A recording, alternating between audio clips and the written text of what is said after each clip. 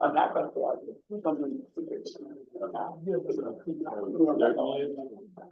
He's not gonna say it out loud.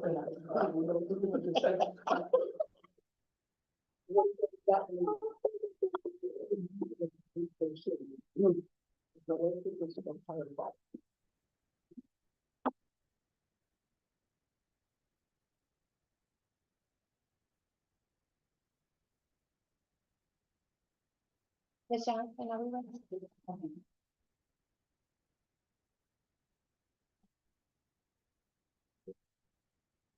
I'd like to welcome everyone to today's meeting.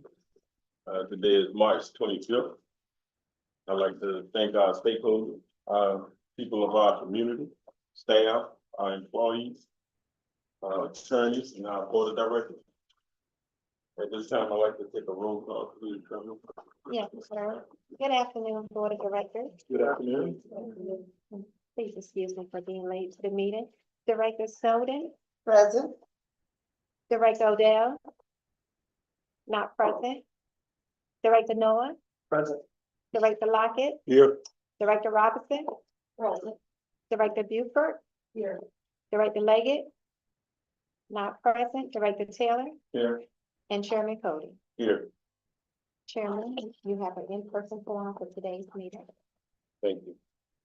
At this time, I'd like to, get a motion in a second for the approval of today's agenda.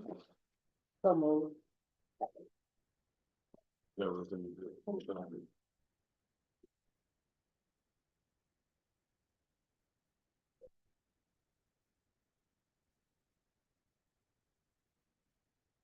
Okay. Director Snowden, Yes. Director Odell, not present. Director Noah, Yes. Director Lockett. Here. Director Yes. Robinson, Yes. Director Buford, Yes. Director Leggett, not present. Director Taylor, Yes. and Chairman Cody. Yes, Chairman, motion passed to approve today's agenda. thank you. First, we have a presentation. We'd like to, welcome our ATU Local 1324 leadership updates by our union president, Dr. Flint.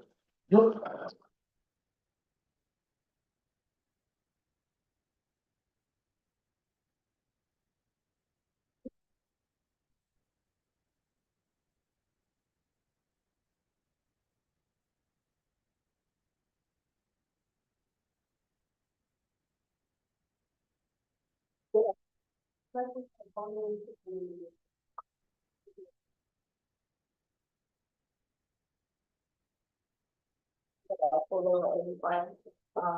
The updates for the union for March 2025, the union participated in St. Patrick's Day Parade for 2025 with authority and management staff.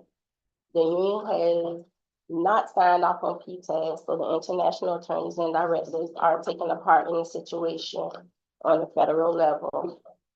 The union has started the reconstruction of the CBA, and the current contract will be ineffective as of July 1st, 2025. They have a contract, but we will try to start negotiations sometime in April.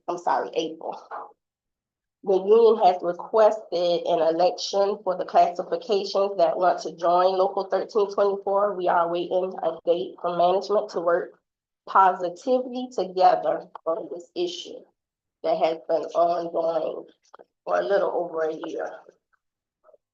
The union has a few issues that are being addressed with management and hopefully want to unify this situation so it can be rectified in a positive manner. Any questions? Thank you. Thank you. Next, we have our consent items. You have any questions on this? I have some questions on 3, 4, 4, and 5. They can either be answered, or I can follow up with the others, whichever is most convenient. Minor.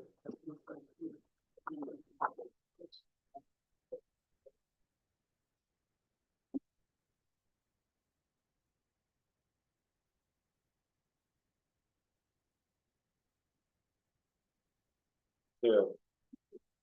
We can let you, allow you to go ahead and ask a question on 3 and 4. In the paperwork that I was reading, there are 2 separate numbers that are floating from one document to the next on the seating for the vessel. One says 150, one says 167, and I think that federal, what are we buying? 150 capacity. Okay. And that's the minimum that we must buy per vessel. It's not a minimum, it's what we signed a contract to construct a vessel with 150 capacity. Okay. I think the question is why is there 2 different numbers? Yeah, I mean, like one document, you read 160 and then you go to the spec. And on the actual spec showing the diagram, there's 167 seats. And I'm just wondering. Our contractual agreement is for the 150, the 167. I'm not familiar with that number. With the 167? We have to change the 167 to accommodate we changed it from 132 to meet the contractual document of 150. Well, that's what I was wondering. So if you go in the spec on the 1, 2, 3, 4, the 5th page of the actual layout of the vessel.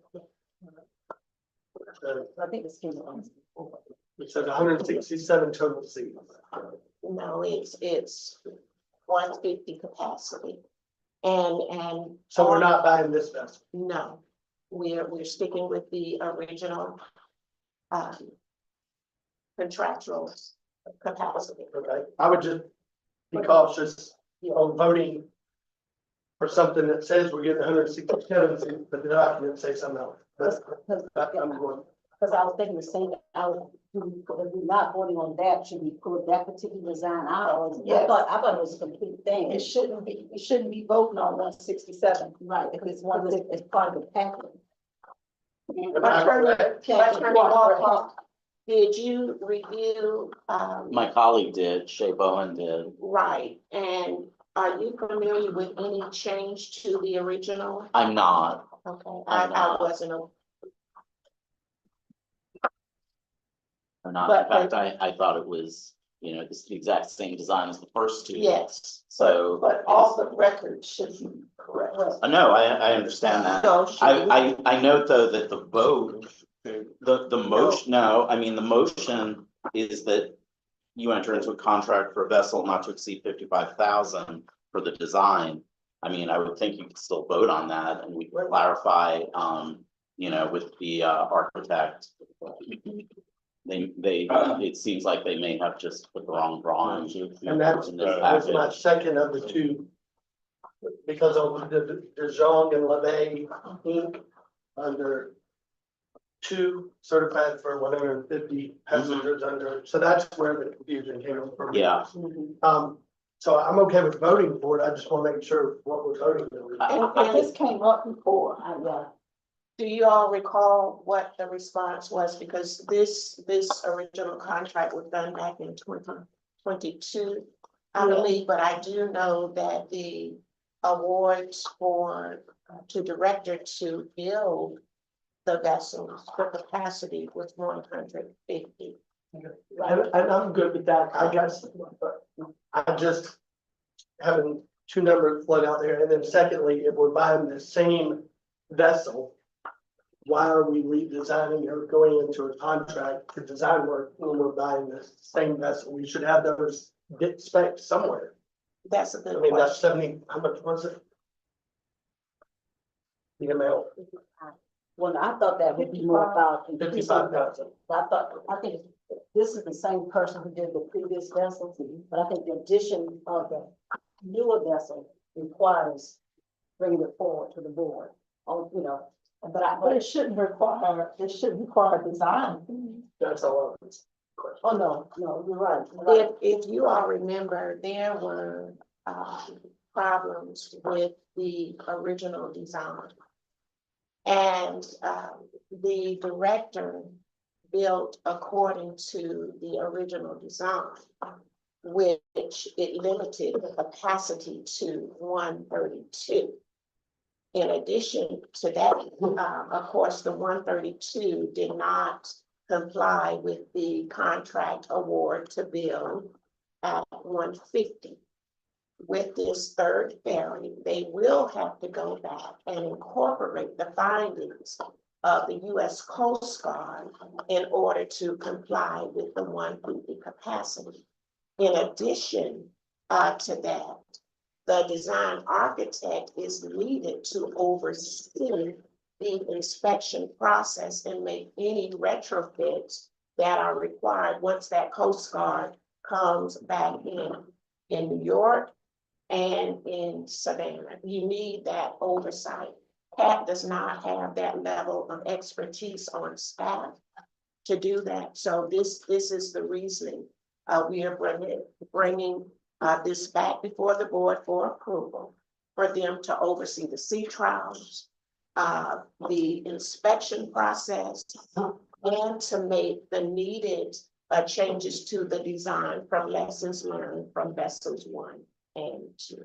So didn't they charge us a change fee when they redid the design from the 130 to 150? No, they did not charge us an additional fee, not the John and Lavelle. They didn't. They charged us to install the silencer, and that was on the shipbuilding side. That was a recommendation that came from staff when they went to New York and observed sea trials and noticed the noise of the generators when they came on each time. And that was a recommendation, pretty much because there was concern that the noise was not compliant with the city's noise ordinance. the makeup of River Street has changed. Even since, we applied for this grant, it is now largely residential and commercial. And the residential ordinance is much lower than commercial. So the board, approved the silencers for the 2 new ferries. That will be included. All of the findings on the first 2 ferries, adjustment, a comprehensive change order will be coming forward to add all of those features, the monitors, the silencer, to the award for director. But I guess specifically, the $55,000, I don't know whether the board report is need to be written differently, because what I'm hearing is something totally different than what's actually in the board report. So if it's oversight, then maybe the board report needs to be rewritten. Adjusted. Yeah. Well, the board report talks about the inspection process. That's mandatory with Marine, and that's what they will be doing. It talks about that, Right. and that's a critical piece. We don't have staff that could go and do that. So oversee sea trials, Right. ensuring that the manufacturer is building the boat in accordance to the specification that has been approved by Chatham Area Transit Authority. That's what they will be doing. The same additional thing that they did during the initial 1 and 2. It doesn't cost as much because the design is pretty much 98% accurate. Adjustments that came out of the initial inspections will have to be incorporated in this design. We have to have them. It's no getting around. I totally agree. I mean, I understand the intent, but it's not exactly what's written. And then the second thing is, it sounds to me like this is our quality control, if you will, at the beginning of the process. And if we know we're gonna have to have this, because apparently we had the company, Jean and LeVay prior, it seems like this could have been rolled into the cost of the initial contract as one lump sum instead of, I personally don't like you approve, $200,000 ferry, and then you got a $50,000 inspection fee, and then you got some consulting fees over here. Just give me a total cost, and that way everything's clean and to me. We've Just had well, originally- several change orders. I get it. Originally, the Joan and Levet was procured to assist staff with developing the scope of work and the specification. And that's what Um, they charge to build- $700,000 for. Initially, yes, that's the initial, and I believe that contract amount was maybe 100,000, I'm not sure. But that's what they were procured to do, write the specs, be a part of the construction process, and being on site during sea trials, and during the Coast Guard inspection. If the Coast Guard, and one very serious matter that came out of that was that the boat, there was a stability issue. And that's what my Yeah. biggest concern, number D, the Mhm. $10,000 for the US Coast Guard stability analysis. After what happened in Sapelo, I am all for making sure these are built top notch and safety of our riders, but it just, you caught me off guard, but I have no further questions. On that. Next. So what I want to be clear on is that what I understood was, as far as the design, it's only 2% that we're actually adding to the original, so 98% of it was correct. I'm just throwing out that number, that's not what they said. But the design is pretty much complete. But because of findings in the construction of 1 and 2, there will be possibly some design changes that are needed that are not actually a part of the original. And most importantly, the quality control during the construction process and during the sea trials. And when the Coast Guard in New York comes up, being able to be there, actually see, understand, and if there are other design changes, then hopefully that will not be the case. You have a different inspector, they may say something different. Because it actually says in the amount not to exceed $55,000, so it may come under, Yes, but it shouldn't go over. it should not go over. And I think to Noah's point, I guess the other question would be when we say this, what is the safeguard? That we won't be coming back adding 20 more thousand or 10 more $1,000 to the $55,000. I think when it says exceed, that protects. No, but yeah, I got, but I'm saying what if, what is the possibilities that this could exceed? Instead of come back to us, that was to his point. Well, just like they came back multiple times, the first 2 times, they gonna come back again. We've learned a lot from the construction of the first 2. And I think the first 2 vessels has everything that would meet the needs of the community. And these were things that really CAT asked for. The shipbuilder didn't recommend monitors. They did not recommend the silencers. These are things that were acknowledged, knowing that those boats had to come back to Savannah and operate in Savannah, just trying to do what was supposed to serve the public here in Savannah, as opposed to New York. Which is not a bad thing, because if you got a manager over Marine and he recognizes that there's some things that need to be that we overlook. But again, we did learn from the first 2 ships, but hopefully, we won't have this coming back again and again from them. Any more questions, comments? So can I just recommend that if maybe the other 2 that there were questions on should just go to individual action? Because the consent agenda is really supposed to be just knock them all out, so, yeah, we thought it was simple. Can I make a motion that we approve consent items 1, 2, 3, and hold items 4 and 5 for individual action? When you make a motion, will you ask? That was a motion. For myself. Everything is on roll call. Yes, sir. Director Snowden?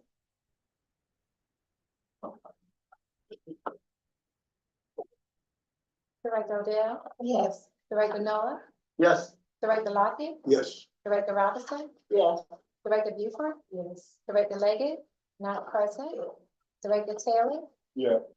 And Chairman Cody. Yes. Chairman, motion passed to approve item 4.1, 4.2, 4.3. Thank you. Next, we have questions for proposed action item number 4. Request.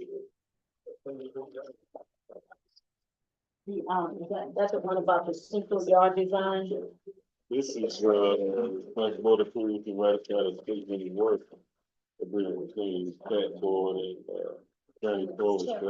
We moved that one to the. We would move those to the end of the individual action. Yeah. And I would make the motion that we approve individual action number. What we do? Well, we had to back up a little bit because Chairman didn't. We're moving 4 and 5. So individual action. Or they'll come at the end. So they go at the end. Yeah. 4 and 5. So next, Mr. Chairman, Yeah. item number 4, that was just motion by Director Noah. It's clean and effective. It's item 5.1, the task order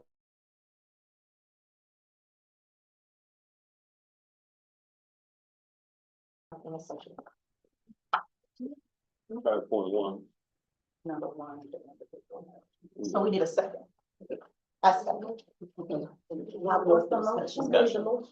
We're on individual Motion. item 5.1. Right, but she said the motion was on the floor. Right. I made the motion. We have a motion and a second. Yeah. Now we open up for discussion. And then after everybody satisfies their questions, it would be right for a vote. I understand, because too many. We didn't, yeah. Too many things going on. No doubt. I'm part of your 5.1. Mhm. Can I open up the discussion? Yes. Yeah. What I looked at was, I think this, it said, it's a revised. So that means that it was, at some point, it was open before, and then now we bring it back, and I think it was October 2024. On one of the documents that we have. This is not a new request, it says, the document itself said revised, and I was a little bit concerned that at some point, this is part of maybe an internal discussion to have this done. You're on, Cat Central Yard Line. Uh-huh. Is this the driveway with potholes? Not on. No, this is the area where we actually, park the buses. With the pothole? Yeah. It has potholes, but it also has gas tanks and storm drains and all of that. Restriping, resurfacing, that's what this project is. Yeah, but go back to the actual board report with the attachments. You see it?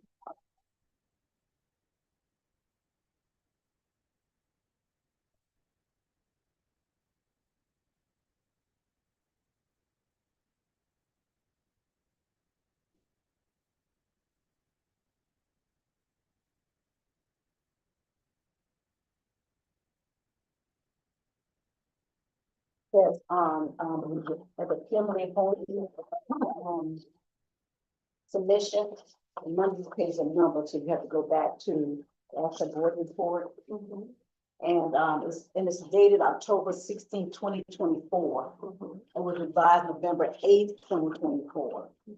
So what my question was, is that it's coming to us now because, and when they had to redo it, you're now saying that Kimberly Horn is going to do the work.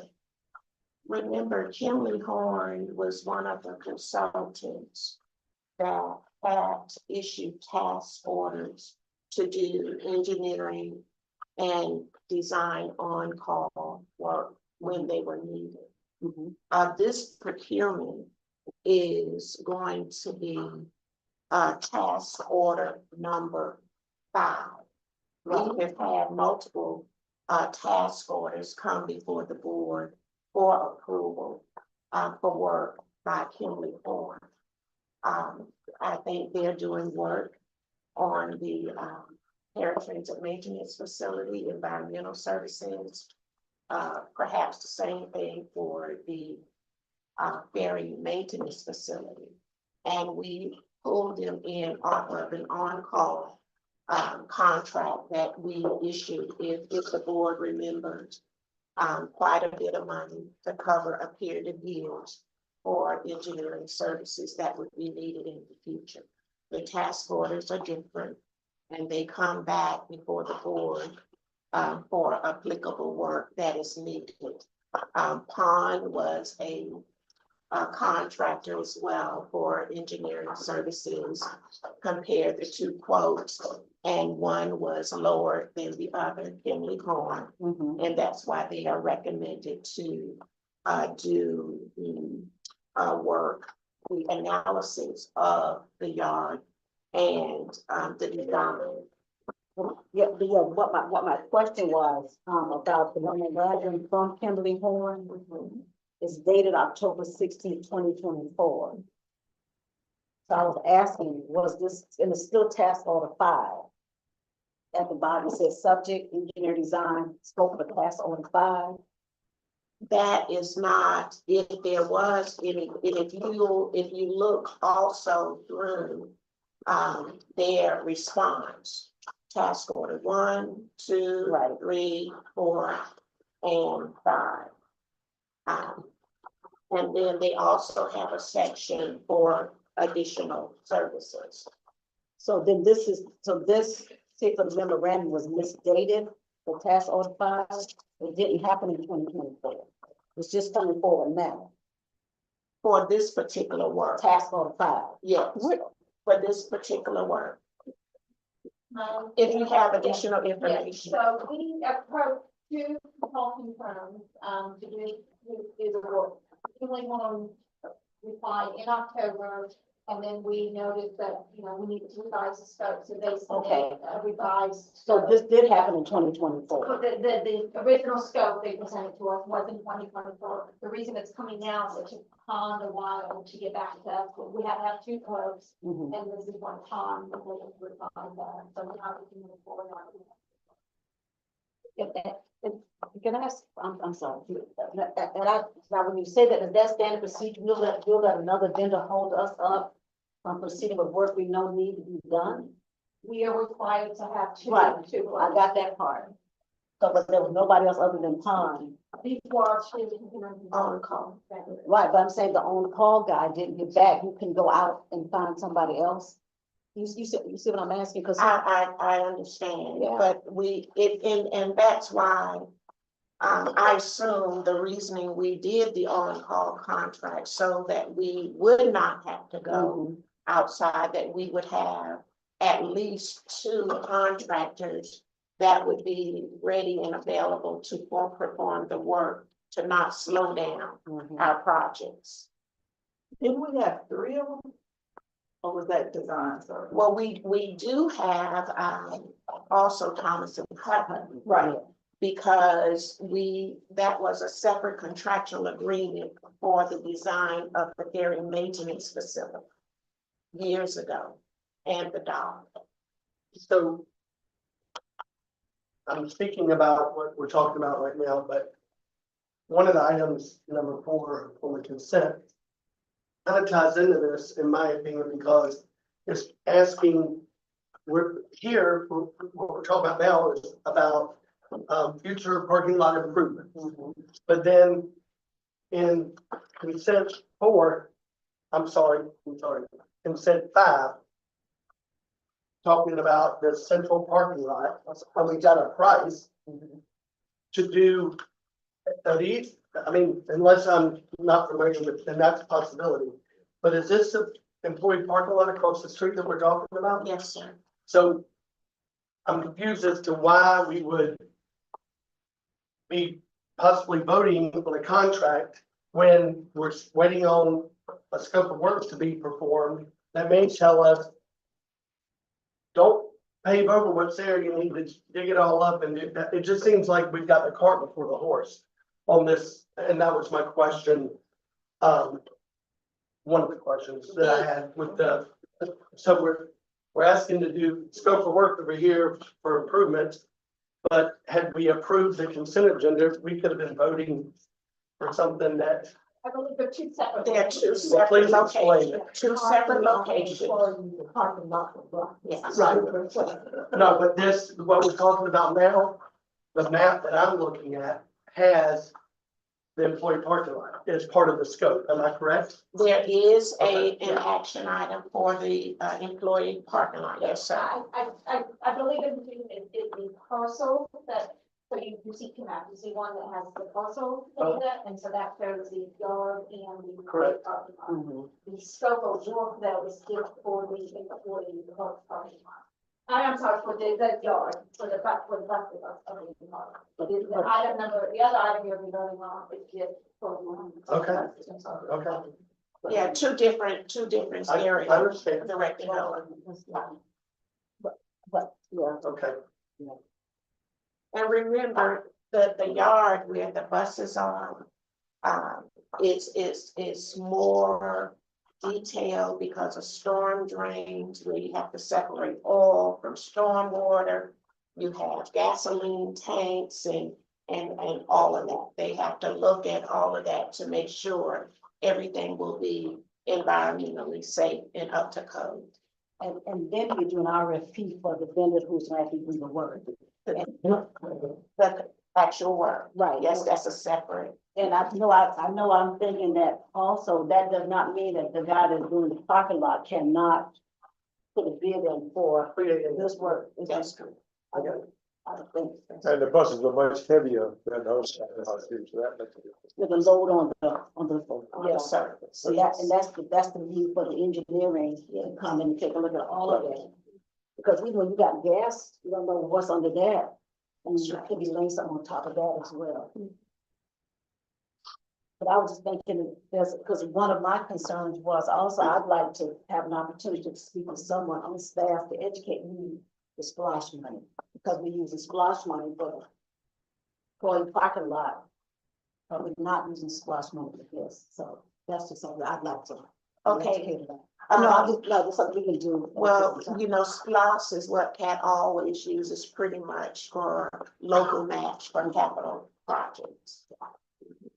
And the grant that it's not is because design services was not a part of the grant, so CAT's general fund will have to cover that cost. The splash pit. Well, we're out of SPOS now. That's what I kind of, but either way, I would like an opportunity to be kind of educated. I think in one of the updates, we talked about splash aid as well. Yes, So, that yeah. was, the report. We need to talk about the projects Yeah. for SPOS. We have a person, do we have, any more questions or comments? Do we have a motion on the floor? Mr. Chairman, Mhm. we have a motion made by Director Noah and seconded by Director Odell for item 5.1.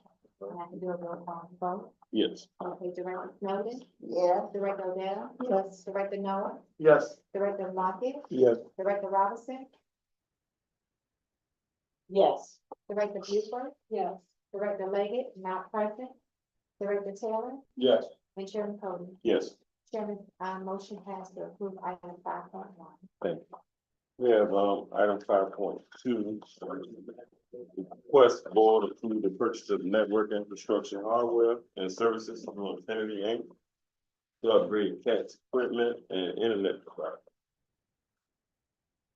We have the experts here to walk the board, and really what this is a cost savings to Chatham Area Transit Authority. AT&T's prices are higher than what Infinity has included in their proposal for the internet services and the upgrade.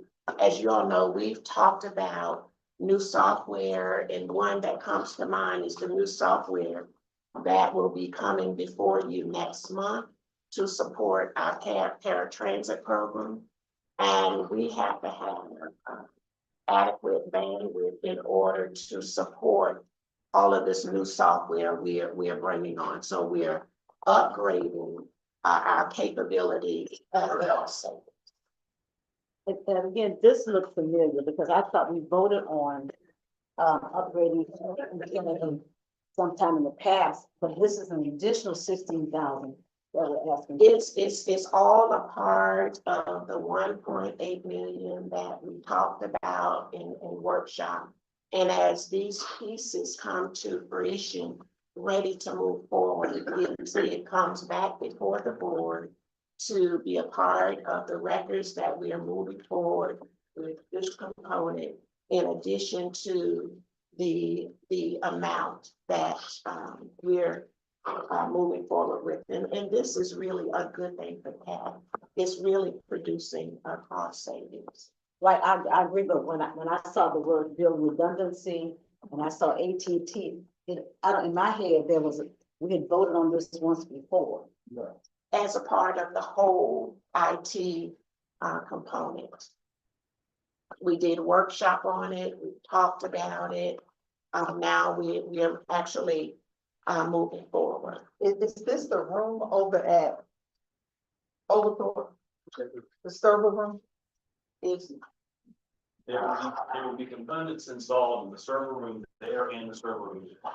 You're basically replacing, right now you've got a single firewall in each location. And you've got AT&T services coming in. The proposal is to install redundant firewall at each location, so that if one dies, your internet service doesn't go down. And to put in, higher speed internet connections at those sites, as well as dark fiber at those sites. but the 100,000, was it 100,000 for the other side, the other building? The upgrade, it was to upgrade the server. And, We're doing a couple of switch projects. The switches Right. in this building and in the other building are old and don't support power over Ethernet, so they want power phones, but mostly they're just really old. Out of warranty, and we can't manage them any longer. So I know that there was a proposal that came before you in the past, and we are replacing those. This is a different component. It is different. That's the internal networking. This is sort of the connection from to the internal to the internet. But it was a part of the overall plan that we talked about in workshop. Yes, ma'am. When we were here last time, this is one of the things that we talked about. So I guess from an accounting, from a financial point, we are actually reducing down that 1 million each time we do these things. No. Yeah, this comes. We're drawing off. The draw, that's the word, Yeah. yeah. So we're drawing off the 1 million each time. That's in the FY 25 operating, and some components are in the FY 25 capital. Questions? I just want to be clear, what you said, Ms. Carter, so what you're saying is after we vote on this system and it's put in place, you said next month we'll be ready to vote on the proposed system for paratransit. That's The correct. software for that will be used for paratransit, yes, sir.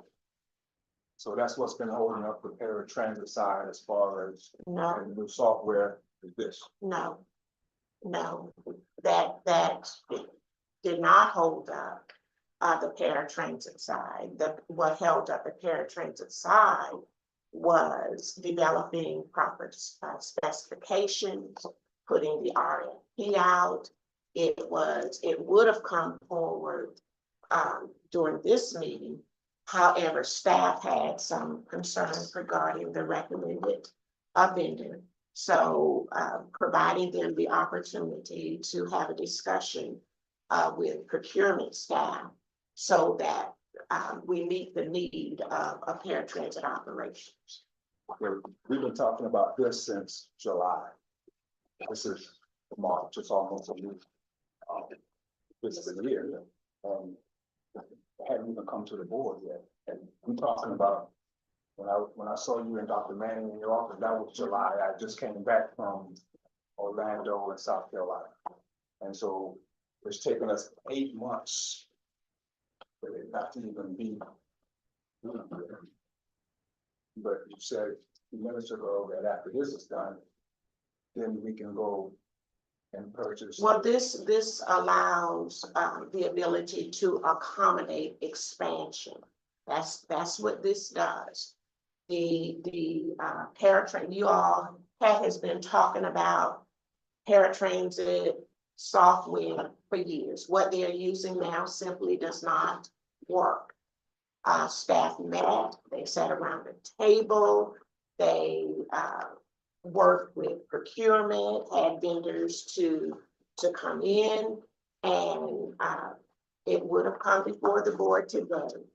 But as I said, there was a request to pull it because there were concerns regarding the recommended vendor. So we've had concern for 8 months about. Dr. Manning, would you like to?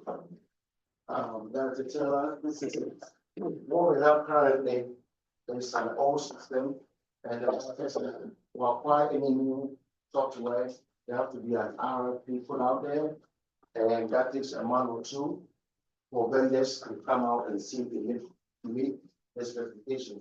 when that's when the whole process is lengthy.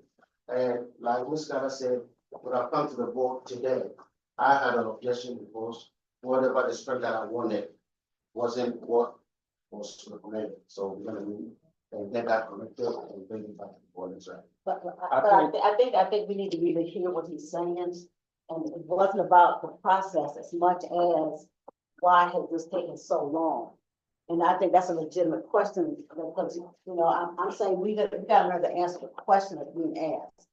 You know, we understand about a whole lot of stuff, but his question is specific to why is it taking staff so long?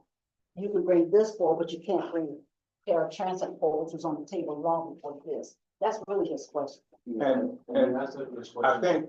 I think with this whole situation and everything moving forward, we need to start putting dates, suspense dates on everything, because it's just taking too long. And I understand this is nonprofit. I understand there's a lot going on. But what I'm hearing is not explanations, but excuses. We're talking about July.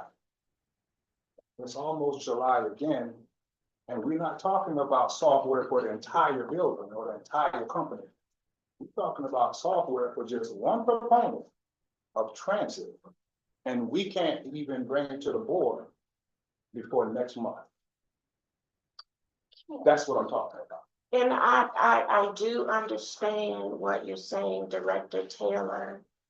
And trust me, the conversation has been had with staff regarding moving slowly on things. Now, with the paratransit software, I can personally say that when departments, it's all a part of the budget process, and they don't put certain things in the capital plan.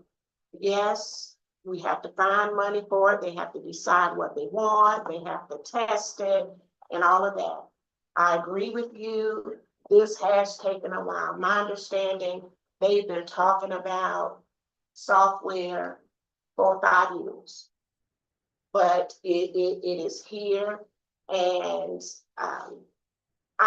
you are in paratransit youth, and I really hope that you see the benefit once it's installed. Yes, it took a long time, but we are here, and I do understand what you're saying. And we are going to try to do better with moving projects forward more timely. And that's that's the truth. Yeah, It's not a defense answer. And I asked Dr. Manning to speak because paratransit is under him, and he knows more of the details than I as to why it took the time that it took. But it has been pushed and made priority. I understand, you know, we've been talking about 5 years. I haven't been on the board 5 years, and I didn't go to Orlando and South Carolina to test this service 5 years ago. I went last year. And again, I've been a part of nonprofit before purchasing. And I'm not going to say anything else about it, it's just that moving forward, we have to be more diligent in executing, not just talking. Executing what we say here in this building, wherever we are. The execution is just way too slow for this organization to be successful. You're talking about, again, one component. That whole organization, 8 months. That's too long. Whatever the situation is, was, or going to be, that's too long. That's all I have. All right, Lenore, and Just have I one got quick question. started to go there. So what I'm hearing is that because we need to upgrade our services to enable, Excuse me, I'm sorry. What are we talking about, 2 And we've talked about something else. We're still talking about two, okay. We found out that the new paratransit software won't work on what we have. So we go The out. phone system. The new phone system. Right, or any, I mean, it's old, it needs to be replaced. For newer things to work, just on a high-end level. My concern is that here's $40,000 that if, for whatever reason, paratransit hadn't needed the upgrade or the phones had not needed the upgrade, we'd have never found this cost saving. How are we going about, are we reviewing these things yearly? At the end of a contract cycle? How, I mean, to me, it seems like we found this by accident, the savings, because now we gotta have this new software and, oh, good, we're saving money by upgrade. Well, it's all a part of what we brought forward, that the whole system, and whether it's infrastructure or software, we are investing in what Pat needs. And as I mentioned previously, Pat never had anyone that actually focused on this area. We have entered into contractual agreements wherein there are assessments being made as to what is best for Chatham area transit. In accordance with that assessment, yes, you find opportunities that work better and are less costly. And when we do, we will be bringing it forward. What we have now today is antiquated. It costs more. The AT&T is not necessarily investing in their infrastructure like some others, and their costs are high because the cost of upgrading for them is high, and they pass those costs on to the customer.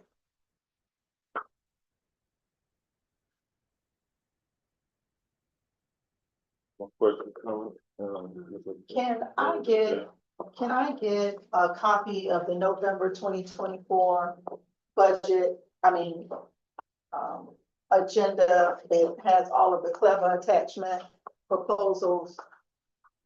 The January that has the Infinity, and then the information that was for the workshop, and the budget section that outlines IT. Okay. I'll get that to you.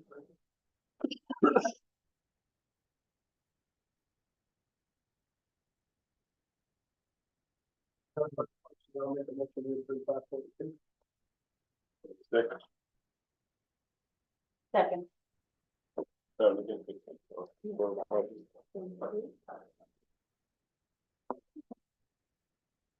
Director Snowden, Yes. Director Odell, Yes. Director Noah, Yeah. Director Lockett, Yes. Director Robinson, Yes. Director Buford, yes.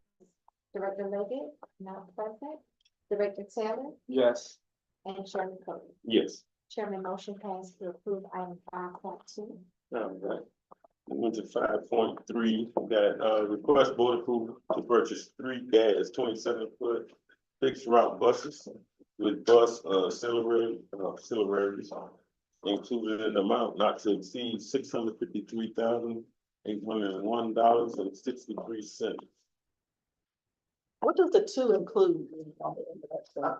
I make a motion we approve this item so we can discuss. Right? Second. Beverly? And it's open for discussion. Yes. What does the two include mean at the end?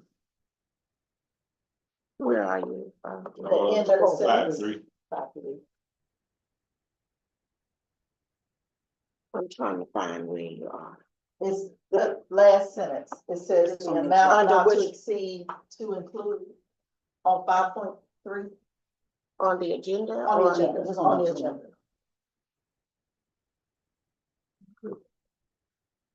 That's, I guess it was just something left off. Okay.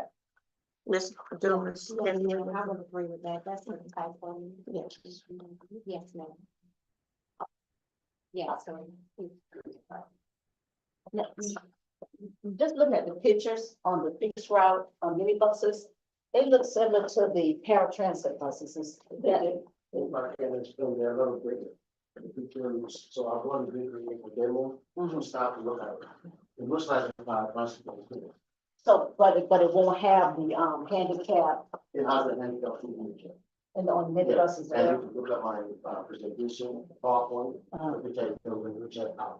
Okay, all the buses have a handicap. Yeah, and then the other thing too is the extra device that's going to go on, so again, it's going to be clever again. And then it's coming out of that same 1 point, or this was just added, since, You're on the buses? yeah.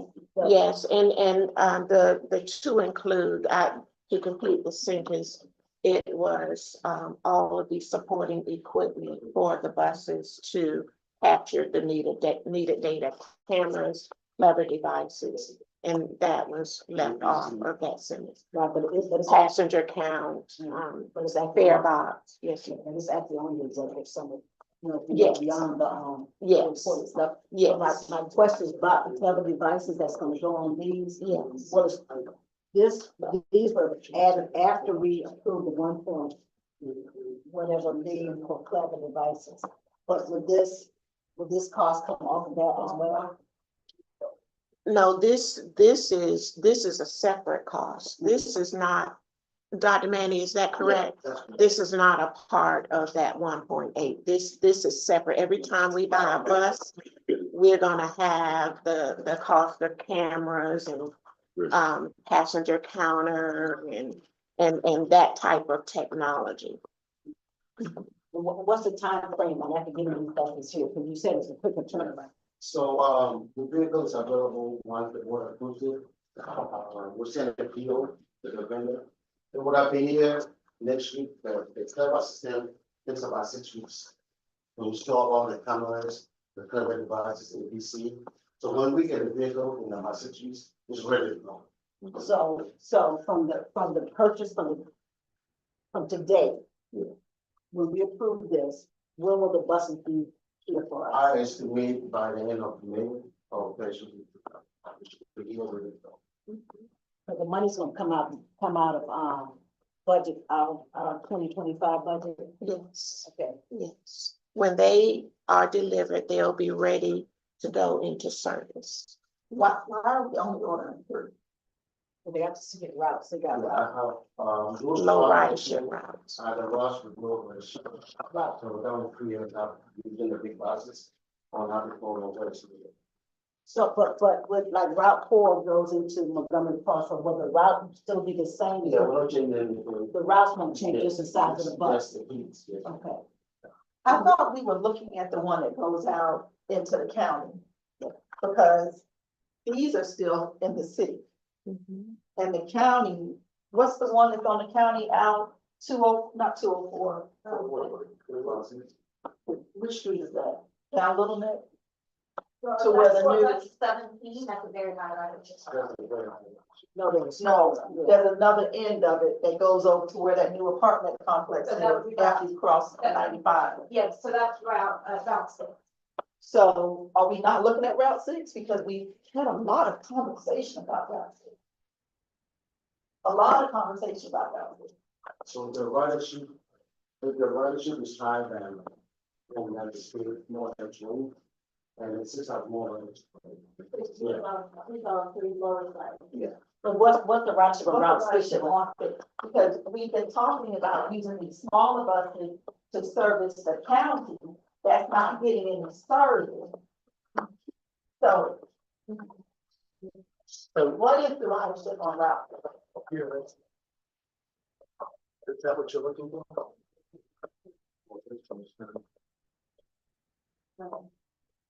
Okay, so how come it didn't qualify? It's not that it didn't qualify. It was really the recommendations of operations fitting into with the amount of money budgeting for buses. This is not grant funded. This is CAT general fund money that was set aside in the FY 25 budget, $1 million to procure buses to support a fixed route service.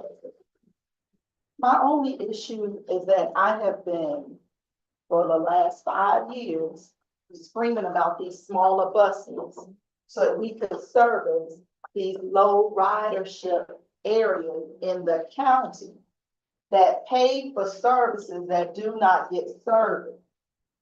These 3 buses, while I understand they are low, they are in the city, and it does not do anything to service those county folks. And we can't use the big buses in the county because they're too big. So We- how are we going to We accommodate? we still have some additional funding left. If you all recall, in the 24 budget, there was $2 million for bus replacement. That $2 million is there. Planning and operations has been asked to, well, operations really decide what you want to do. Do you want to refurbish or one new? And as they make decisions on what they would like to do, and you're absolutely right, Director Adele, and Dr. Manny and Ms. Mosevich, look at those routes that Director Adele is speaking of, while we have that additional money left, and if it qualifies for the 27-foot, move on it. Just move forward, please. Route 6, Wilmington Island, out there off of Skidaway, all the way in the back, where they don't get that much ridership. All of those areas, Georgetown, like, all of those areas need to be considered. Because we've been talking about servicing them and promising them this service that we've not provided. And then we Just get, look at our data, so like Ms. Gada said, that will be in next week. yes, so we brought these little buses in to service those areas. And it looks like they're being Yeah, we ignored. just check the ridership and the ride. Do we do a form 1 to 6? Well, is the easy fix just to revise this and say 4 instead of 3? Do we have the money? We Yeah. do, Okay. we do have the money. And they are being pushed because we are dealing with a depreciated fleet. We need the buses. That's why the money was placed there. So the directive is to move, assess the other routes to see if they meet the qualifications for the smaller bus. And we will move on that So the consensus, expeditiously. so the consensus is that 6 does meet the qualification. It does, if the board will approve and if we have the funding, I will recommend we get a form that we can put one on the house. So I guess my question again is, to fix this now, do we revise this to reflect 4 buses instead of 3 buses? Do we need to check and make sure we have the money? The money is there. I'm money not is there. telling Okay. you, yeah. Okay, yeah, let's change 3 to 4. If the money there, we could get it done. What do you? And how much would that be? Another, It's enough. another 202,933.88. Yeah, Okay. Thank you, board. so what we need to revise the motions from 3 to 4. Did I make that motion? Yeah. I'll make a friendly amendment to change 3 to 4 Second. to include route number 6. I Now said, we can get a, tell a second. Thank- Yes. Just very, at a high level, how many, I only saw the one quote. Do we get multiple quotes on these? For the buses, Yes. it was in Georgia, the state of State Georgia. contract. So they dictate how many, I mean, we can go with the sole It's a contract, state contract that we can piggyback off, and they have room on the contract where we could. Now, they'll have to go back to see if they can accommodate a fourth vehicle. Okay. If they don't have room on the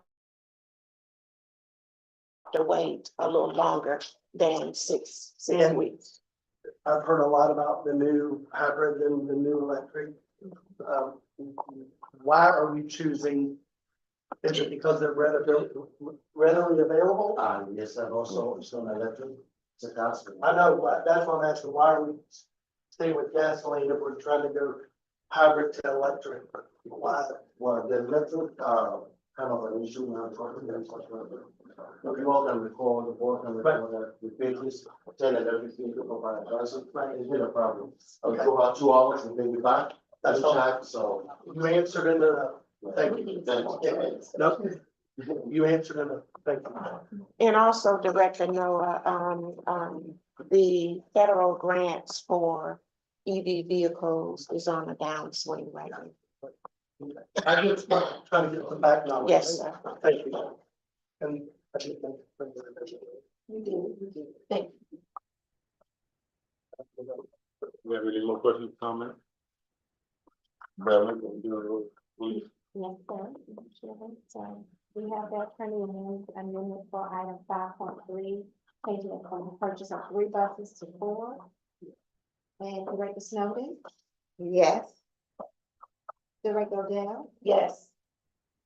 Director Noah, Yes. Director Lockett, Yes. Director Robinson. She has to be accused for, but her vote is yes, and I'll come back to her when she comes to the room. Director Buford, yes. Director Leggett, not present for the vote. Director Taylor, Yes. Chairman Tony, Yes. Chairman motion passed, and I'll just make a final report to capture, Dr. Robinson's thoughts on this action. We're going back. We're going back to 4-4. Make a motion, we approve number 4 with the question. We have a second. On 4-4.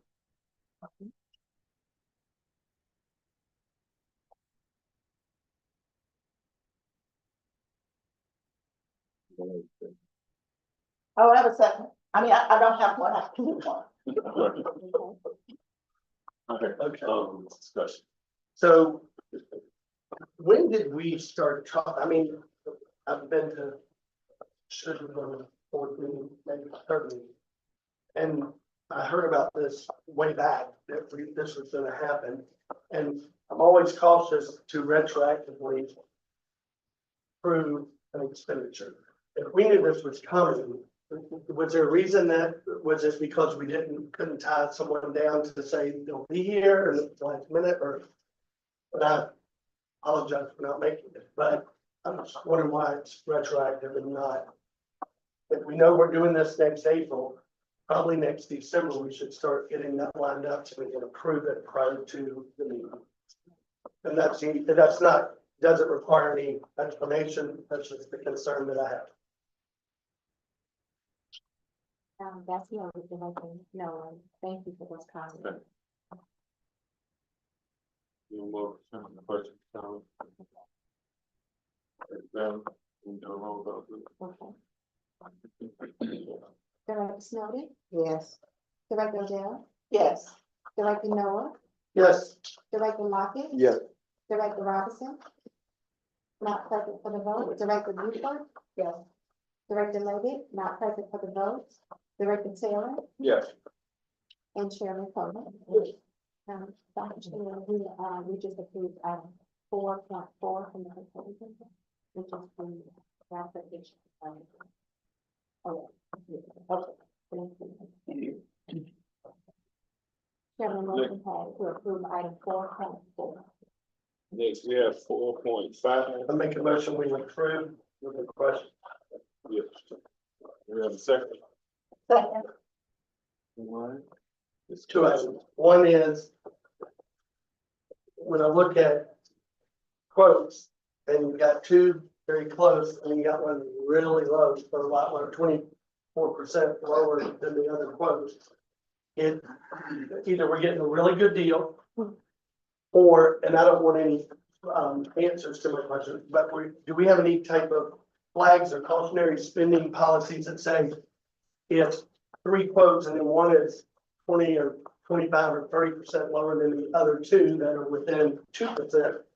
I just, I was kind of cautious about that. I just, and I'll, my last comment, and I won't say any more about that. I will be abstaining from this vote because I am, very close friends with, one of the vendors. Okay.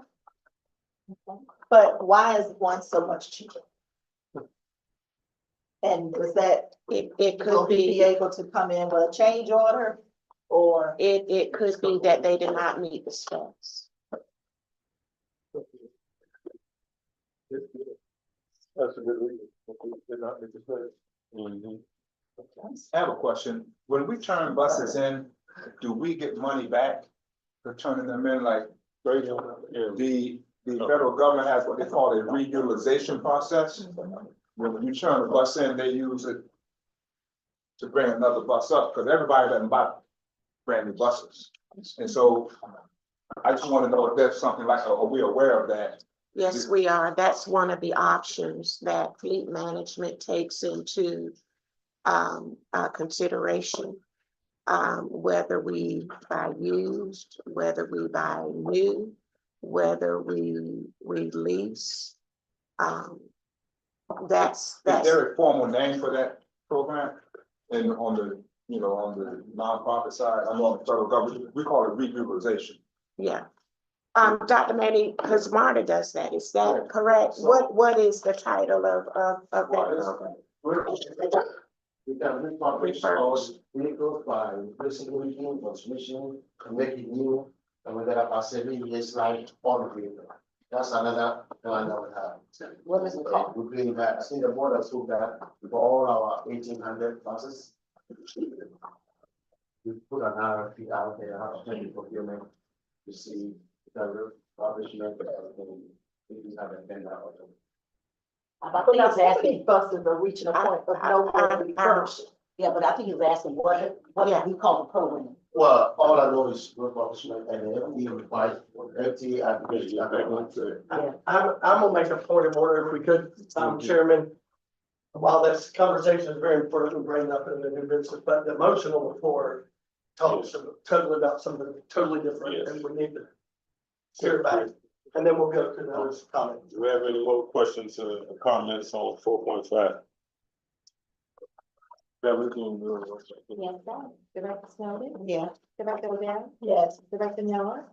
Saying, Thank you. That's noted. Director Lockett? yes. Director Robinson? Yes. Director Buford? Not present for the vote. Director Lindsey? Not present for the vote. Director Taylor? Yes. And Chairman Cody? Yes. Chairman motion passes to approve item 4.5. Thank you. Next, we'll be going to our executive director's report and we go over to our CEO, Ms. Carter. With Chairman Cody. I sent my executive update out on March 14th for the board information, so I am not going to go through that. If the board has any questions and or comments regarding that report, please let me know. I think I sent you something. In addition, the information the board requested feedback on during our February board meeting. I believe those responses have been submitted to you all with the appropriate follow-up information. Again, if there are additional questions, please don't hesitate to let us know and we will get back to you. We can now go into our division reports. And first is communications and marketing. Ms. Johnson.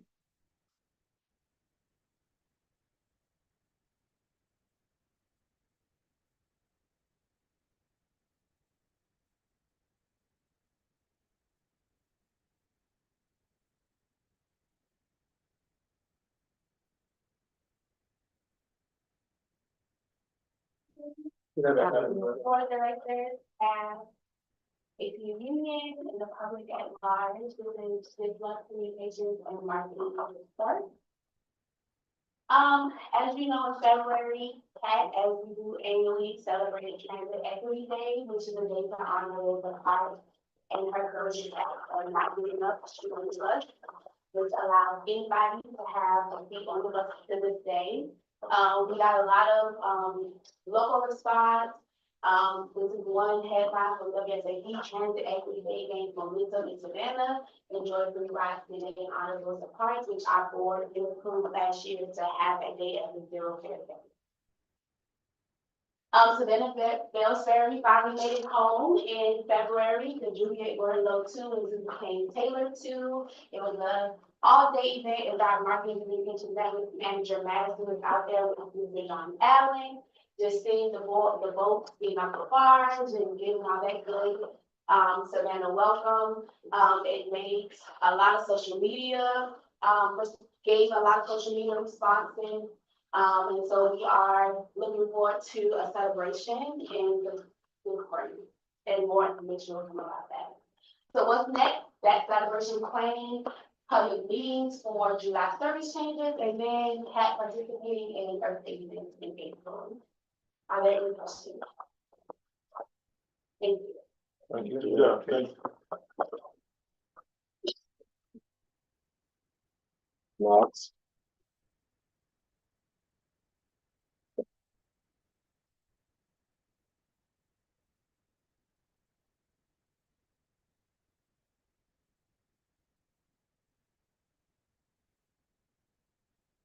More, the public noted it so much. I always have more slides. I think I have 15 slides, so I'm not gonna go through all that. What I will be talking about with you, my updates, first the cabinet, and I have a slide of cabinet.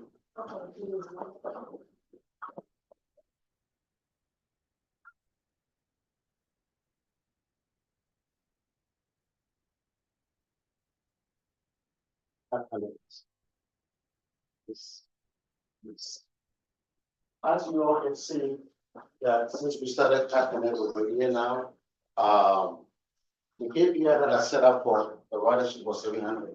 We have always exceeded. We are between 1,000 and over. That program, with the board can recall, the board approved operations up to the end of the FY25, which is in June. That money to run the cabinet will be over. The good news is that Mary and the team found a grant that will commence October.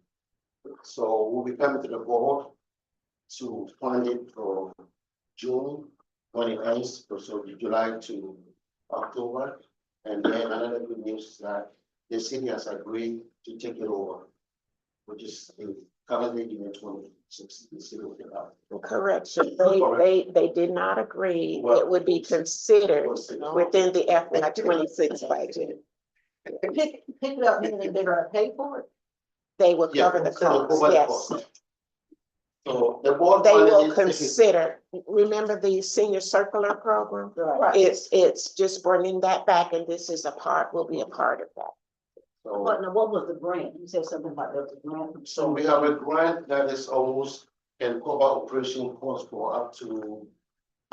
Probably up to 6 months, and then we are hoping, like I said, the city will. And that pick it 6 up months, for and that 6 months will end in this fiscal year. So the board approved it to June, this fiscal year. So July is our new fiscal year for FY26. And the grant would be gone. Yeah, And the hope is the city will. yes, so So we're asking the city to pick up 6 months. No, the city probably will pick it up the whole year, like the calendar year for the city budget is they have a calendar year. So we want a fiscal year, so the city can do anything till next year in March 2026. So what do we do from July to January? So- Okay, let Is that a grant? let me clarify. We received $794,000 from the GDOT Transit Trust Fund. Some of that money may be left to carry us through October, when the $5310 come in. If you all recall, 5310 is monies through Department of Human Services. CAT has always been privy to these dollars. After COVID, CAT did not submit and apply for these grants, that particular grant. This particular grant is to service disabled and senior residents. So because the city did not entertain it during the FY25 budget, this money was therefore allocated to continue CAT Connects because it meets its purpose. And hopefully the city will bring back and fund senior circular in calendar year 2026. Any questions on that? All right, can you go to my updates? It will say, if I want to share something with the board. While you're going to that, why don't we, Oh, you have all this, we have it yeah, you should have all this. Yeah, it's, I have a full slide. if you Yeah, want one. you talking about the fixed right? Right here. Okay, keep going. you got a summary of February report. I think you skipped the page and went straight to CAT Connect. Yes, he skipped something. I skip a lot of, Yeah. slides. Well, I had a question on the first page, but go ahead. Okay. You want me to start from the beginning to the end? No. I think we looked at, We on this page. So I was on this page, and that's the document, and I want you to go to my department, updates. Forward or backward? Yes. Okay, so, we hired a new training manager, as you all know, that position has been vacant for more than a year. So we just currently hired a new training manager. And part of what we're missing, FDA's compliance is what we call recertification. So recertification every 2 years, all the drivers have to go to training and kind of, it's more like a rehearsal, kind of catch up, enhancement. So we're gonna have that for the first time, because now we have a training manager who knows how to do that. So that is coming, and I just want to go to the aware that if that is done, you'll be all certified, and also they'll have a certificate from the FDA showing that they have been retrained. Or, we haven't done that, I've been here 2.5 years, we have never done that, so that is a good thing coming up. Now, are we going to have a system in place documenting? Yes, the new training manager will have everybody documented, signed for the training. And we do have a video that I'll come back and show to the board how the training was done and the success plan was training. The next thing I want to talk about, I think, Director Dale is in this one with the call center. I've said it over and over about transformation plan for the call center. So we're going to be changing the hours from 4:30 to 10 p.m. That is the time that we are in service. Currently, the call center comes in at 6. Our first bus will at 4:30. And then at 8 p.m., the call center is closed.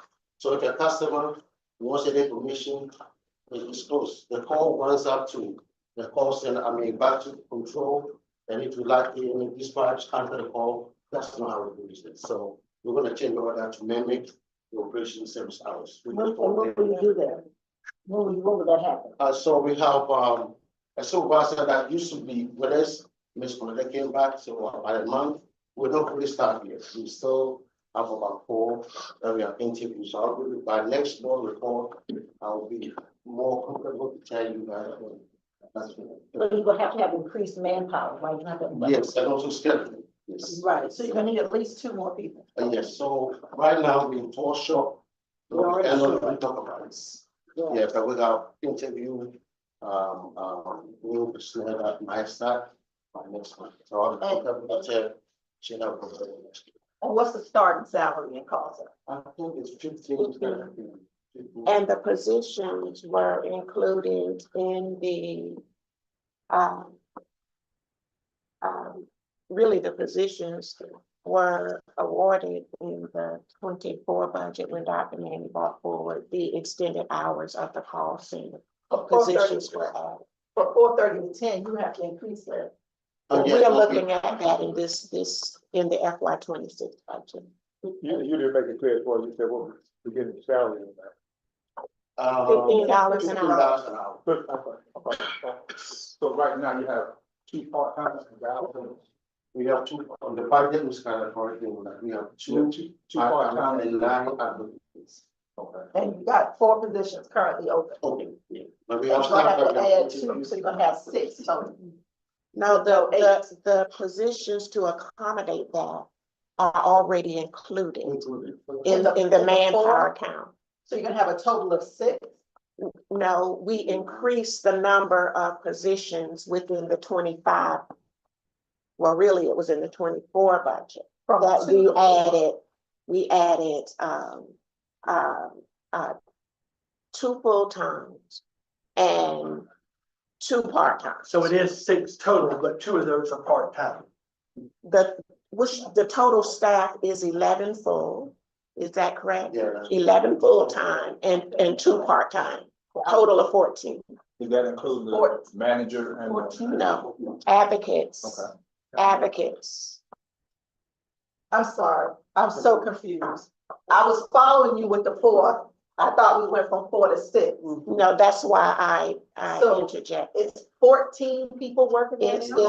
it's a total of 11. 11, It's a total of 11. which is short 4, There are 4 vacancies. or vacant. Yes, That is a part of the 11? yes, Oh, yes, yes, So I think what she said, we were fully staffed at 11, we can accommodate and Yes. send it out. yes. We added position to accommodate the extended hours. And in that 11 are the 2 part-timers also. Yeah, that's. Yes. That's 2 part-time. Yes. Yeah, and I would really think we need to look at, not us, the staff, need to look at how long these vacancies exist, why they exist, and if it's about salary. I mean, you know, we're in a really serious competitive market, whether it's call center, whether it's drivers, and if we're not competitive salary wise, then we just gotta find a way. Call centers are up to $25 an hour. People work from home, just, and yeah, phone calls making that kind of money. Yeah, so the reason why we can't be fully staffed, it would be a question I think we should be trying to answer, and then. But those folk are important. Yeah.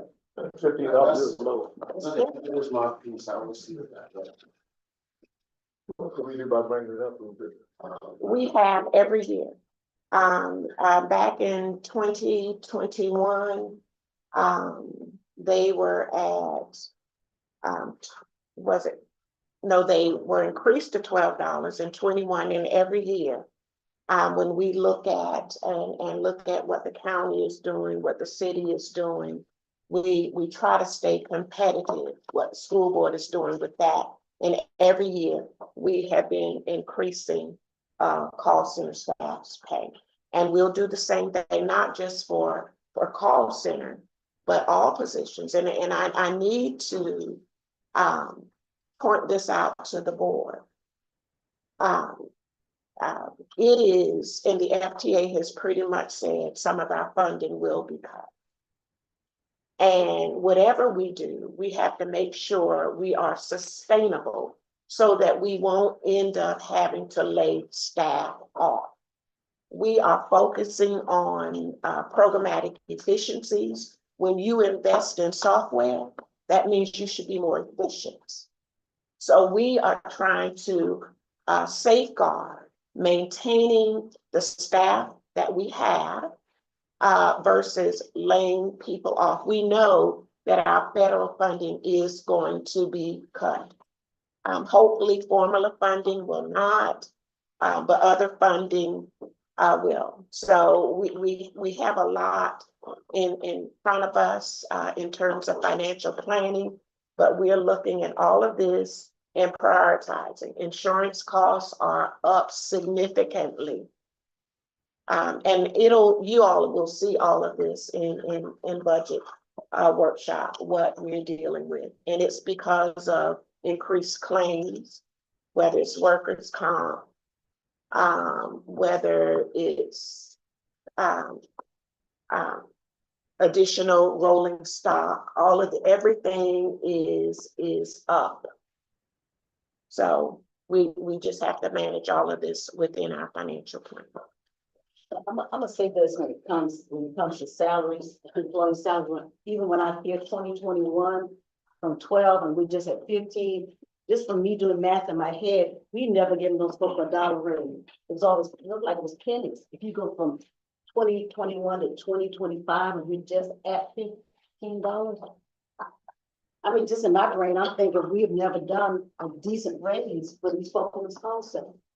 We'll give you a I'm just saying, history yeah. on that because we Yeah. did do, I know at least 1 year, a full dollar, maybe two. I think the direction though, from what I'm hearing from everyone is we're not where we need to be probably, but you know, it's not about the 50 cent here, the $1.25 here. It's what are others paying? We need to do a market study. Present market. Yeah, where are we in that? And if we'd be in the bottom, but we can't be below the bottom. That's right. And that's what we need to do. The last thing on this slide, if you all can recall that I implemented an employee shuttle.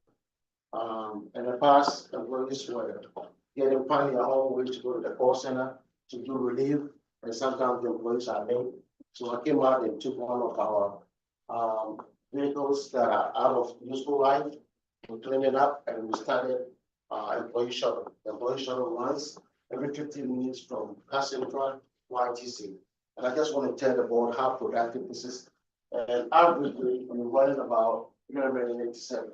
We're running up about 400 ridership a month On an uninsured bus, on that level. So uninsured bus. yes, no, it's insured. It's insured. It's insured. No, it's insured. The insurance thing, I want to clarify this. In this industry, we have what we call fleet insurance. So every vehicle that is tagged has insurance. No, what he said was he took one of the buses that were out of the useful life. Yes. Right, which means that they're no longer insured. No, they're insured. That means we can. We probably have a lot of buses that are actually using the light. Just like what we're donating. Yeah. Yeah, so to save money and buying a new fleet, we'll clean that up and it's doing it, excellent service. And how, these are free shuttles? Yes, it's for employees. And the employees are, Yes. it's just a positive, are they? Yes, the employees, so what it is like, you come in here, you park your vehicle, Good. you have to relieve a driver at ITC. Got You have to take it at the 28, which sometimes is not on time. So I decided to take one of our vehicles to implement employee shuttle, and it's very, very effective. Good. People can travel from downtown, that's in 5%. And that's just the data I have to share with the board. 387, running out 400, ridership a month. It's a good point. Okay, next slide, and then I'll just. So if you all can recall, last month I showed you a picture of the pantograph. Today I went there to see myself. The good news is I'm here to tell the board it's complete and we're gonna start using it next week. Everything is done. We put a vehicle there for 15%. Within 10-15 minutes, you get 85% supercharged. So I encourage the board to go to ITC, please, and take a look at it. So this is a good thing. So now we can have a bus standing by at the ITC, ready charge, the driver comes in swap, so there will be no service interruption. That was it. So it's complete and ready to go. Board members, one in town, just go visit it and take a picture and follow your Facebook.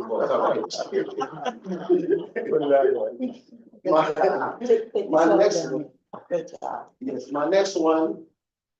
We all went to New York, some of us went to New York, but this is why I put the new period in action on the Savannah River. This was day one with our customers on board.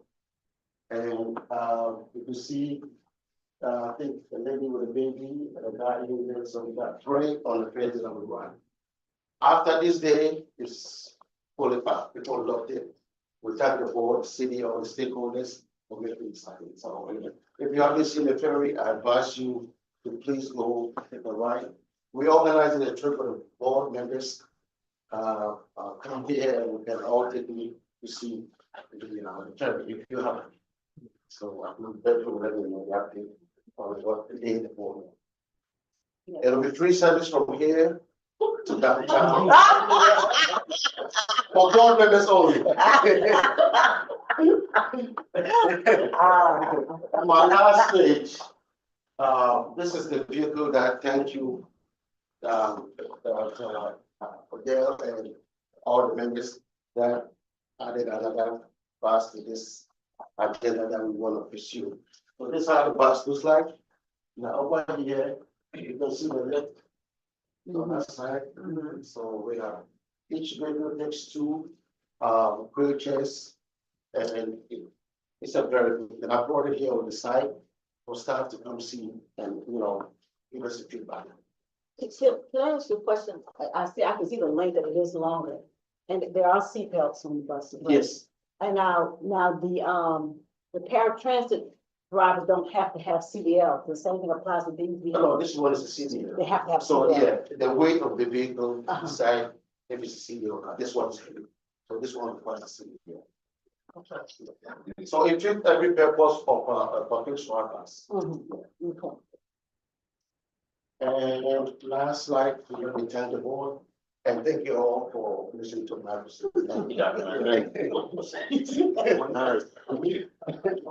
Oh, I know I had one question Okay, sure. on your very first, on your report, you had employee injuries with lost time, you had 0.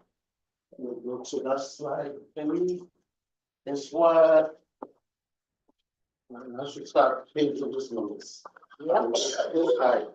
It will say fixed route workforce. Yeah, it says summary of report for February 2025. And you Is got, it this one here? no, it's the very first one, The best, okay. according to what's in the outlook. Johnson, let's talk about service delivery report now. That's the presentation. Oh, report. Oh, the report. Yeah, the one, yeah, I don't have the report. I've got it right here. Okay. What I'm asking, I think it's a good thing. So in the month of February, we didn't have any employees with lost time. Yes. So that means that people, the absenteeism rate is getting better.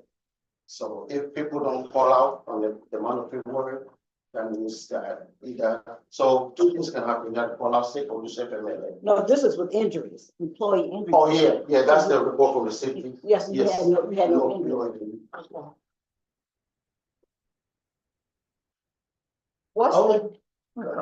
What's the incentive for making no injury marks? Good point. So me and we gotta discuss that, and we're trying to bring that up. All drivers that have 0 accident on time, performance, all that good record, they should be some incentive to motivate others to do that. So that's a good point. We'll let it go. We'll go with that. And by accidents, because we had preventable accidents, but they didn't create any injury. Yes, Yeah. and that's a report from the safety department. And my question is, from last year to this year, the complaints went from 0 to 11. Yes, so, Major increase. What's a primary complaint? you mean, accident wise? I don't know, some report. Some reports. That says summary report, fixed route and paratransit, summary report under paratransit. 0 complaints last time, the last year, and from last year, February, and this year, February is 11. From 0 to 11. Well, so, since you knew when we said it, at some point, we were short over 15 drivers. If the board can recall that, I make a big deal out of it, then we hire 15 workers all trained to add to the staff. So once you have full staff, the complaint limits. When you have short staff, drivers can't get on time because people call out, So these are complaints from so that's complaint. internal complaints or external? External complaints. Everything that I report is external, how Got it. customers feel Okay. about the system. Okay, so can you go back to the last slide, say thank you again? Thank you all. Thank you. Get them out. Good evening, board and my fellow coworkers, everyone walking home. Mary Moskowitz, Chief of Planning and Infrastructure Development. So, you have a copy of the report in your agenda passages. I will just note that, for the ridership update there, February, 2025, February 2024, we did see a slight decrease, between, this year and last year. Some of that may be attributed to, we will start running a smaller bus, on around 11 and 12. The micro van, and they didn't always have the, same counting equipment. So that may, indicate some of that slight decline, but you also see that between, 2023 and 2024, we had a very significant increase in ridership, and we continued that increase throughout 2024. So I think what you're going to see, throughout 2025, we're starting to kind of plateau in that ridership. If you look at other transit agencies, they hit that pre-COVID or post-COVID kind of plateau. They were seeing that 2 or 3 years ago. I think we're going to start seeing our post-COVID plateau coming up in 2025. So again, another measurement of efficiency is that ridership per hour. Our goal is to do 18, but right now I'm not too concerned about this because one of the other things that we're trying to do with our routes is increase frequency. What that means then is we may not be always as efficient, especially in the kind of mid-day peaks. So, we always want to have that half-hour frequency. And so you may have a peak in, a trip at 1 o'clock in the afternoon that may not be as popular, or sometimes, kind of late in the evening or early in the morning. Actually, it's more, those early morning trips are actually really popular, kind of that kind of round trip. We start to see a decrease in ridership. So, but to offset, to keep that frequency up, maybe running some routes that have a slightly decreased in ridership in the kind of mid morning or late evening routes. And I guess okay. And then we'll just compare, and I always like this to kind of again see that comparison year over year, and you can see that really significant increase that we saw in 2024. And again, I think we're going to start seeing that plateau in 2025, but we're going to continue looking at things like increasing efficiency and making sure we on-time performance is a big deal. So you may see not those major changes that we do at the service change, but you may start seeing things more like minor schedule adjustments just to make sure that the buses are running on time and keeping up that reliability. So happy to answer any questions. When you say minor schedule adjustment, what does that mean to the customer? So that means something like, so the bus may say on the timetable that it's coming at, 10:05, and we may have to switch that to 10:10 or something like that. So instead of the bus coming at, 10:05, 11:05, 12:05, now it's gonna start coming at, 10:10, 10:10, 12:10. So how will the customer know that? We will post that. So we do that. We have the, either through our public hearings or through, we post those on our website, and we will put communication on those. So we're not posting anything inside the, Or we post on the bus, yes, ma'am. We post not on the bus website, itself, but I'm coming on the, yeah, platform. yeah. Yeah, at the ITT, we post things on our website. We will have public meetings.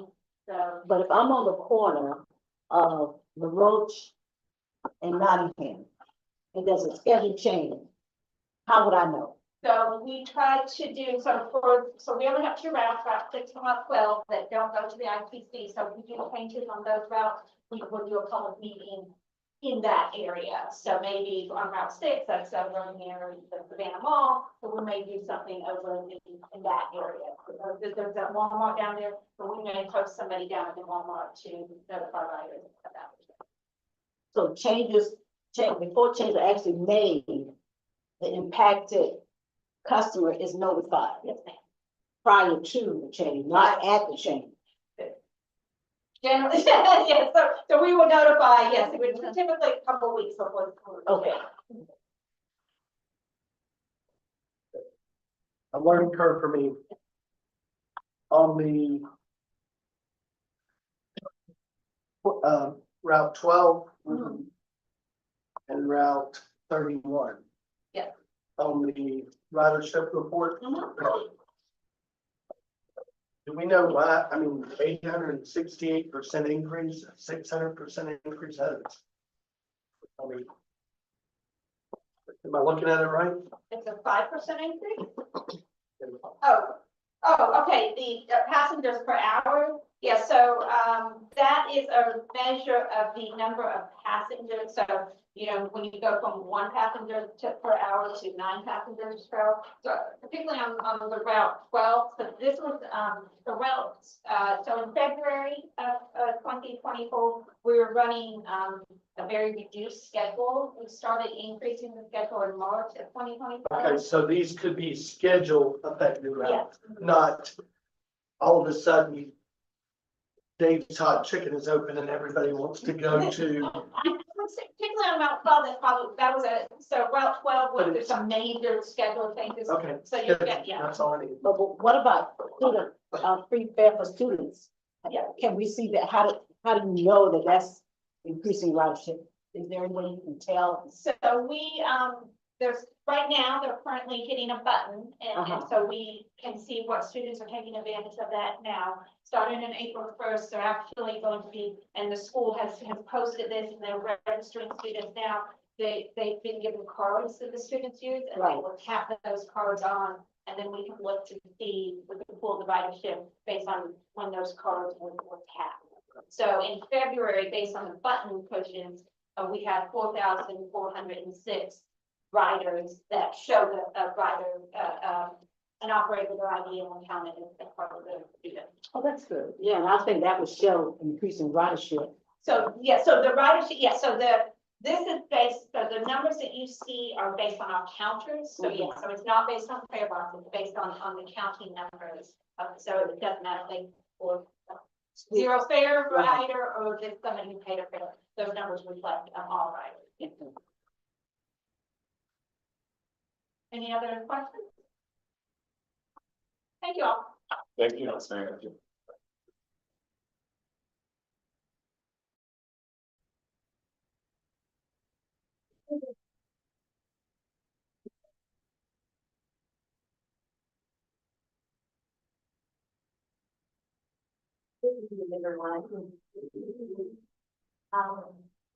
Financial update for February 2025 is following.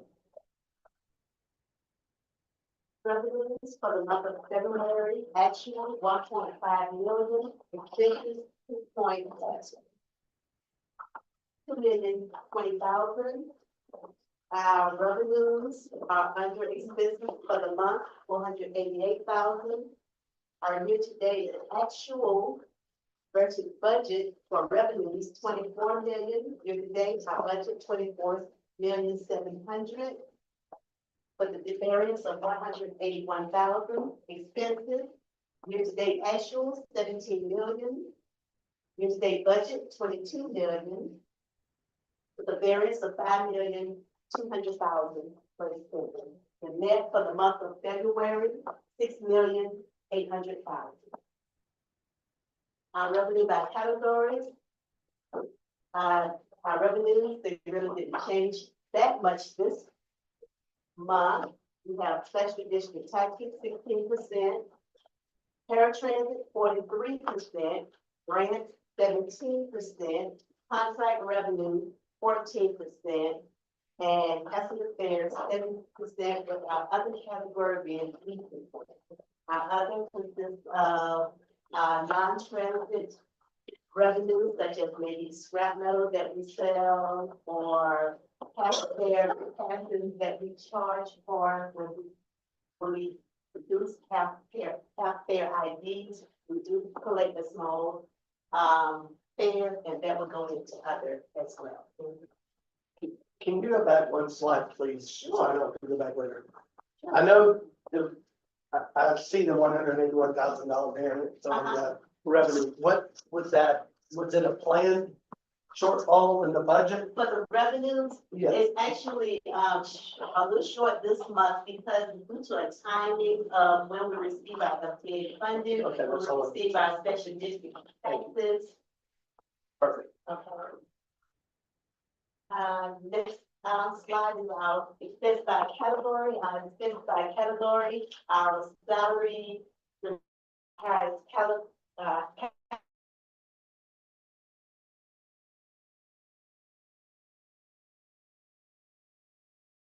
percent, the, employee benefits, 16%. These are our three major highest categories each month. Every other category is under 10%. Next slide. These are our different accounts by, that's reconciled, and our account, operating account, we have a balance of 17 million for the month of February.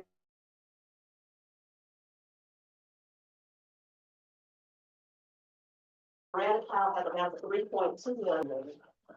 Next slide. Our interest earned on our investment account for the month of February, $30,977. And our beginning balance was 9.1. And our ending balance for February, 9,152,000. This is just a breakdown of the transit tax receipts that we received, and as you can see, for the month of February, we only received $249,000 in transit costs. And this is a low mark for Chattanooga. What are Historically, historically, February is a low month. Yes, ma'am, that is correct. Historically, February is one of our lowest months of the year. Our highest month usually is June, December, May, November. Those are. and the mobile home taxes? What is that? The mobile home tax is just a tax that is set on mobile homes that transit collects a portion of that tax From the county. from the Chatham County. Yes. The Chatham County actually collects all taxes for transit and is dispersed to us.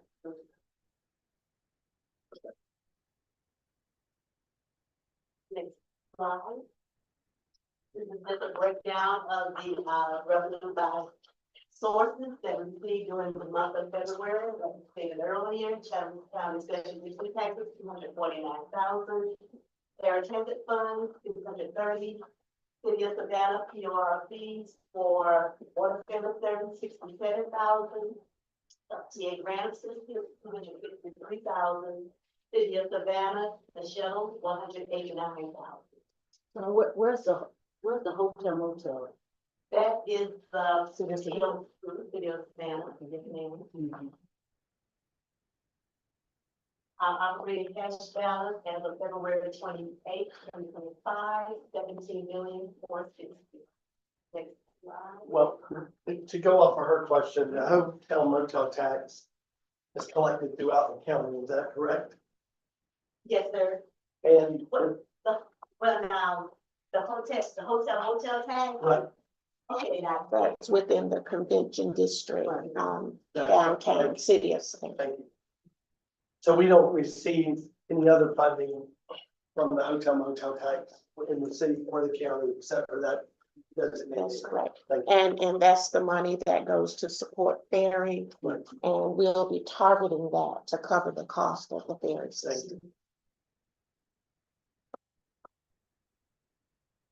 Okay, like we stated, the, February ending balance, 17,460,000. And we're anticipating our projected cash to be at June 30th, 22,285,000. If we remain on target with receiving all of the revenue from our budgeted sources. So those are technically accounts receivable, if you will, that are, we're expecting those. Those are not projections. They're data that are derived from either prior years or commitments from sources. It's from different sources. And we have to remember that even with the transit taxes, even though we look at it as a budgeted source, but we're anticipating receiving it based on how the taxes come in.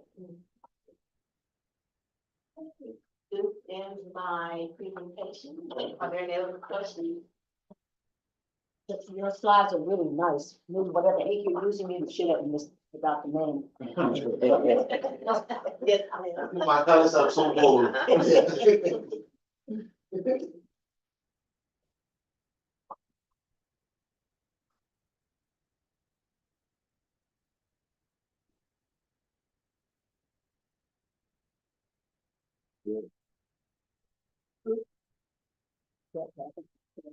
Yeah, we're gonna, contract for a monthly update, which, I think we've got in our packages from, Squire Track and Ball.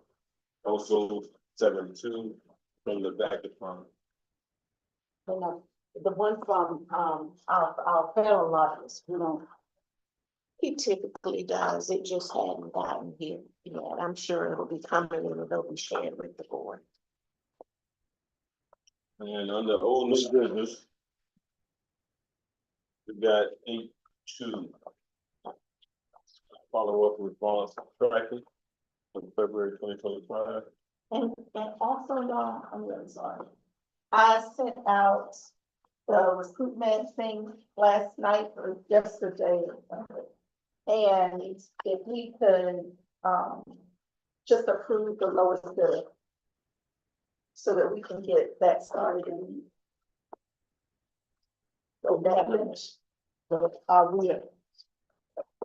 Yeah, I got it in the agenda. I'm on the new business. Okay. We have it all business before you go to the. I just have a quick question. Follow-up This- response.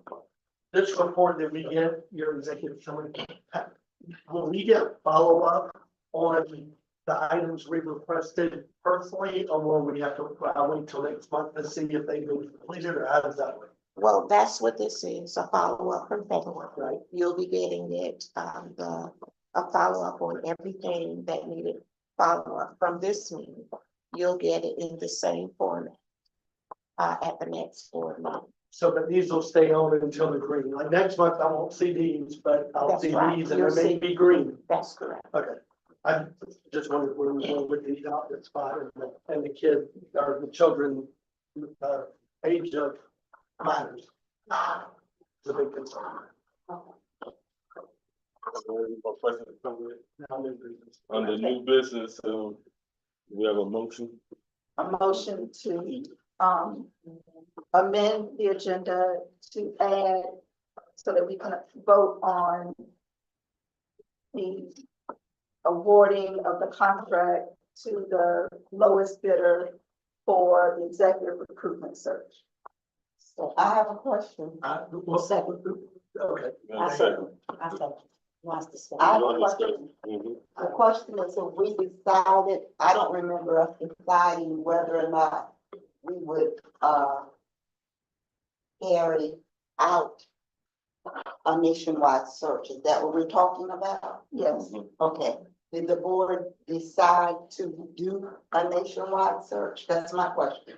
Yeah, all of the emails were attached to the. I read the emails, but I don't remember the board deciding. It was decided before you were appointed. And I haven't looked at the board. meeting. Or, while, Senator, I mean, Ellen, No. Adams and Kevin. Oh, okay. Yeah, the four. Okay. It was quite a while. Yeah. Okay. Any more discussion, comment? Well, I mean, I probably won't vote on it until I've read it, unless somebody can do a bird's eye view for me. What you wanna know? Well, I mean, so we contacted these vendors or how These did we four, go about? we reached out to these four vendors. We reached out to five actually, and asked everybody to submit a proposal. And we being the, The executive search committee, thank you. and that is, it was Helen Stone, it was, Gertrude, John Taylor, and And initially, we talked about it, Director Noah, in fact, Director Stone, because we've done this with these folks before, suggested we go, you know, that we include him as well, because he has history with us. Colin and KOT. And then, in fact, he came in as a lowest bidder, but not necessarily that was determined much as he has had history with us before. And these are the ones that we used previously. Again, that, I'm trying to do the numbers in my head. It's way low. And most times you get what you pay for, not always.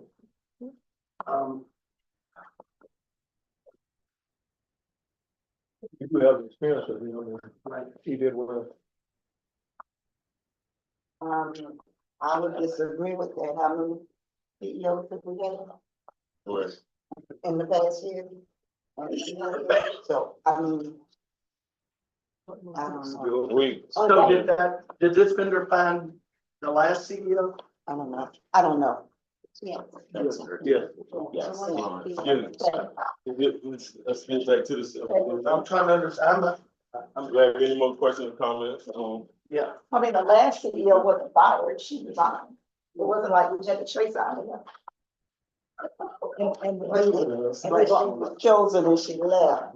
But we After almost 3 years. But yeah, we also use KL two for recruitment. So, yeah, the only two that I don't recognize is the Inner Rice and the ABK Consulting. But since I've been on the board, we use both Collins and KL two.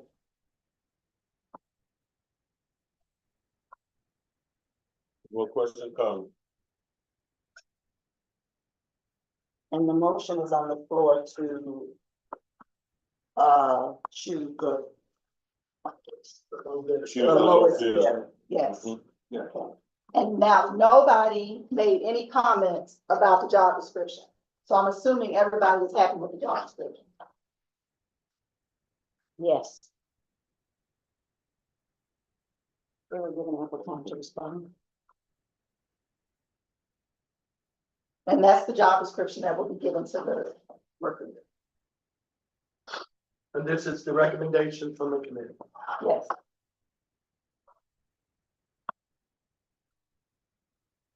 You call for the vote. What's on the floor now is to amend the agenda to add the item. So we're going to motion to amend the agenda and then after that is done. Yeah, I made the motion to amend. And I second. and without any further discussion, to amend the agenda, Chairman, I'll do a roll call vote. Yes. And that'll take a 2/3 majority. Director Snowden, No. Director Odell, Yes. Director Noah, I'm sorry, but I'm gonna abstain because I do not have enough information. I did not read the email that went out last night. Director Lockett, Yes. Director Robinson, Yes. Director Buford, not present for the vote, Director Leggett, not present for the vote, Director Taylor, Yes. and Chairman Cody. Yes. Do the math. Fine, Steve. Yeah. Well. Yeah, it is. Yeah, 2/3. In that case, Chairman, motion passed to amend today's agenda. Okay. Yeah, now we have a motion on the floor. I move that we accept the recommendation of the committee for Colin, an associate, to actually begin the national search. Is that pretty much it? I second. Yeah, we're gonna go roll call. Director Snowden, I'm going to, Director Dale, yes. Director Noah, Yes, on the recommendation for Director Lockett, Yes. Director Robinson, Yes. Director Buford, not present for the vote, Director Leggett, not present for the vote, Director Taylor, Yes. Ms. Terry Tony, Yes.